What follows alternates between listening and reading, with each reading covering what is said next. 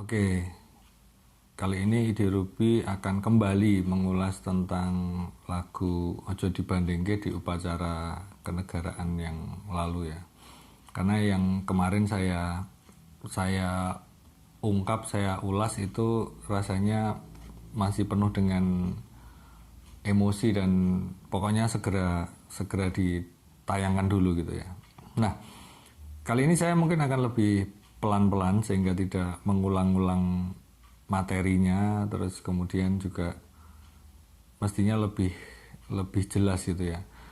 Ya, tanpa mengurangi rasa hormat buat Abah Lala yang menurut saya mengenal dari Cendol Dawet itu. Terus kemudian Denny Caknan yang saya kenal melalui Grand Final Indonesian Idol. Kemudian Farel Prayoga yang saya kenal karena memang nyanyi di Istana waktu itu ya. Jadi yang 20 juta penonton itu saya memang bukan salah satunya ya Farel. Nah, yang muncul dalam pertanyaan saya pertama-tama adalah siapa sih yang mendesain acara upacara kenegaraan waktu itu yang ada unsur lagu ini dinyanyikan oleh ini gitu ya, oleh si Farel ini. Apakah staf kepresidenan, apakah Kementerian Sekretaris Negara, atau malah mungkin Kementerian Pendidikan, karena setahu saya kalau nggak salah itu yang dirijennya itu kan doktor gitu ya, di bawah asuhan Kementerian Pendidikan begitu kurang lebih. Nah, rasanya ini yang bertanggung jawab ya, setidaknya bertanggung jawab pada apa yang saya sampaikan, karena saya melihat sekilas sih semuanya positif ya, nadanya positif. Cuman saya punya catatan yang lain, mungkin punya catatan yang berbeda gitu. Nah, pertanyaan besar berikutnya setelah siapa yang mendesain itu, apa sih tujuannya sebenarnya? Tujuan utamanya dari momentum itu apa? Kok Farel menyanyi Ojo Dibandingke?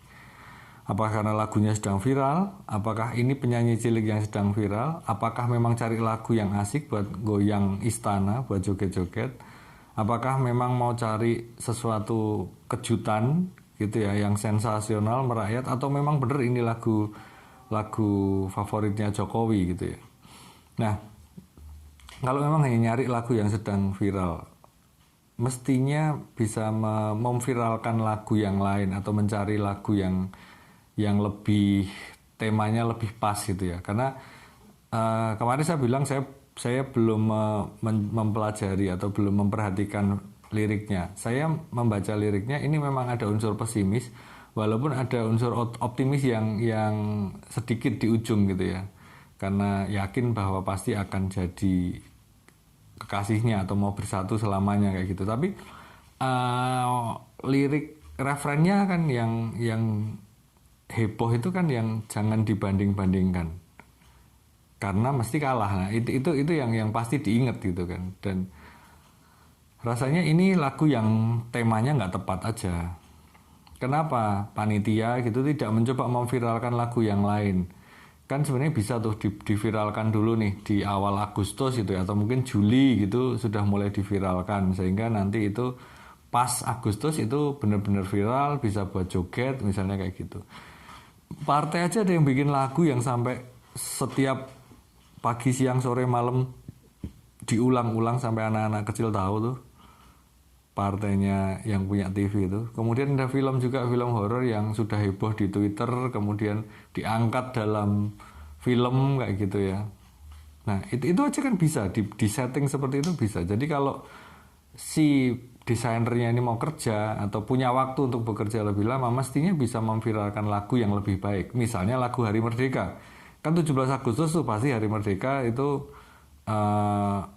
jadi ngehits gitu ya. Nah, tapi Hari Merdeka apa bisa buat joget? Nah, kalau nggak Hari Merdeka mungkin lagu yang lain, lagu daerah misalnya. Bukan lagu Jawa, ini kan lagu Jawa ya.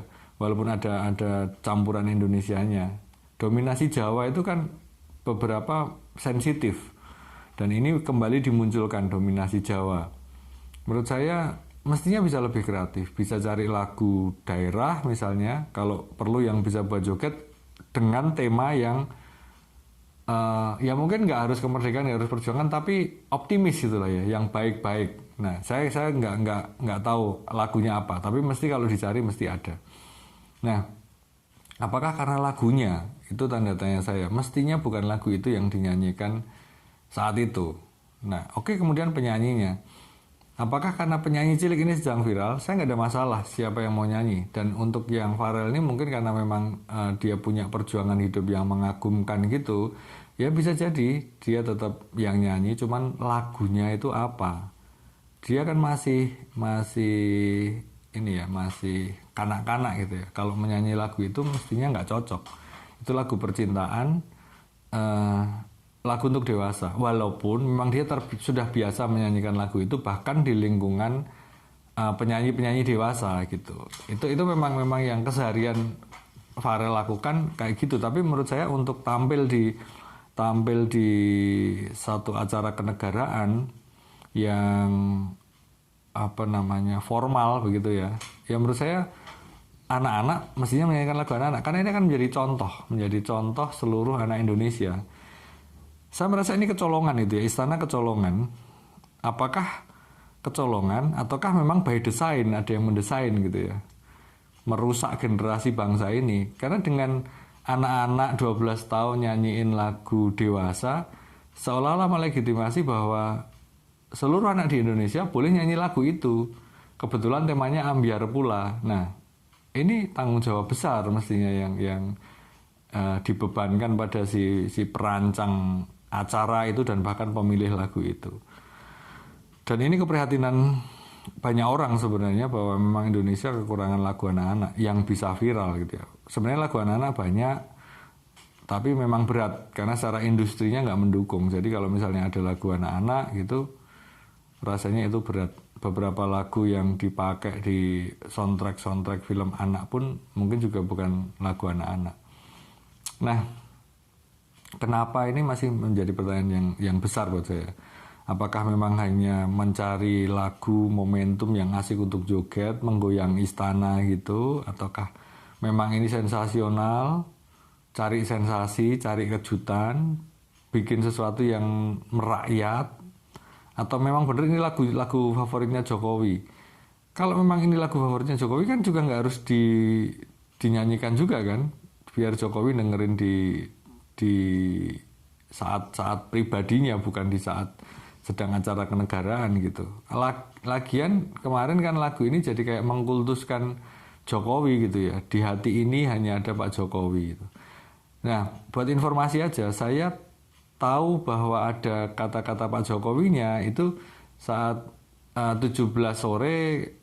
Saya bilang kalau dulu itu ada loh lagu buat Pak Harto sampean, ada lagunya Titik Puspa. Saya setelkan, saya dengarkan ke anak-anak. Nah, istri saya komentar, oh kalau Pak Jokowi ada juga yang nyanyi buat Pak Jokowi, anak-anak itu. Emang ada? Kapan? Loh, ini lagi viral. Wah, saya kepikiran karena siang harinya sudah video itu kan banyak beredar kan, tapi saya tidak memperhatikan lirik demi lirik, kata per kata yang ternyata ada di situ. Wah, ini pengkultusan nih gitu. Ini pemikiran saya saja ya.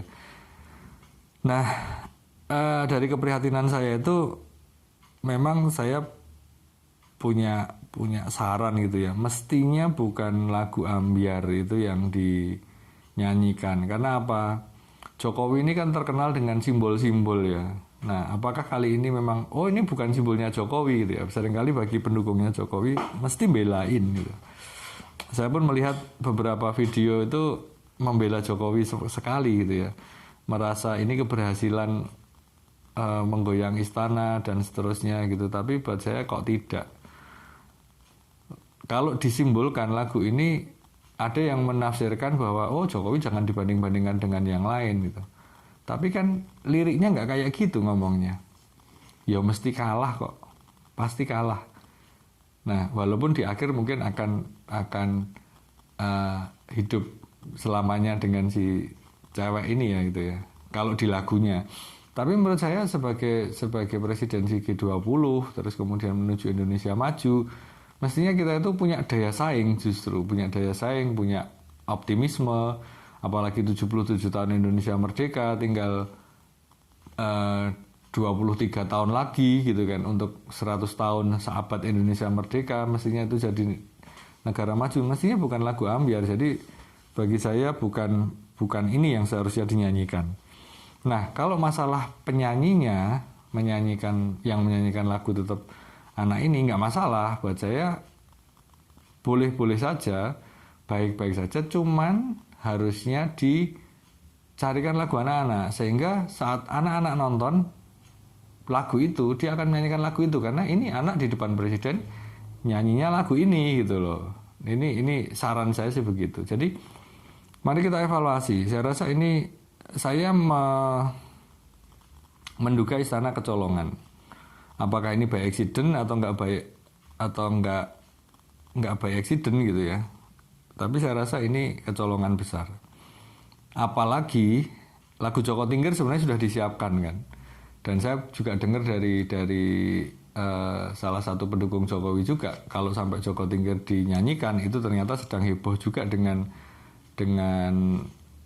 NU gitu ya.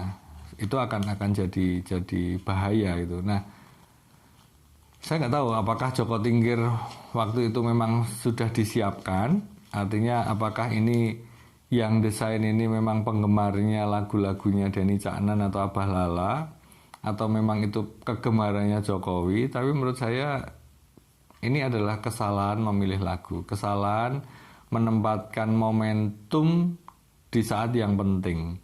Di saat Indonesia butuh semangat, butuh optimisme, tapi yang ditempatkan adalah lagu yang ambyar dan pesimis, dan salah menempatkan penyanyi pula. Jadi saya rasa mari kita berpikir lebih jernih, lebih tenang, jangan melihat itu hanya sebagai keberhasilan. Kalau berhasil buat goyang ya memang jenderal-jenderal pun pada goyang gitu ya. Tapi apakah itu tujuan utamanya? Saya membayangkan sekarang ini banyak sekali yang menggunakan lagu itu untuk mengiringi video di medsosnya. Dan nanti anak-anak juga sering dengar itu. Bagaimana saya juga harus menahan ini bagi anak-anak saya ya, untuk tidak mendengarkan. Mestinya ini juga menjadi concern bagi orang tua untuk anak-anak tidak menyanyikan ini. Itu belum waktunya mereka menyanyikan ini. Jadi saya rasa itu istana berbenah, berpikir lebih kreatif, lebih inovatif, lebih berhati-hati, dengarkan suara banyak orang, sehingga bisa menampilkan sesuatu yang lebih baik. Mungkin segera ditebus saja nanti di 1 Oktober atau 28 Oktober segera ditebus. Bikin acara yang sama hebohnya, tapi lebih baik, lebih mengena. Saya rasa itu merdeka. Ide Ruby, IDRP, Ide Ruby Prasetyo.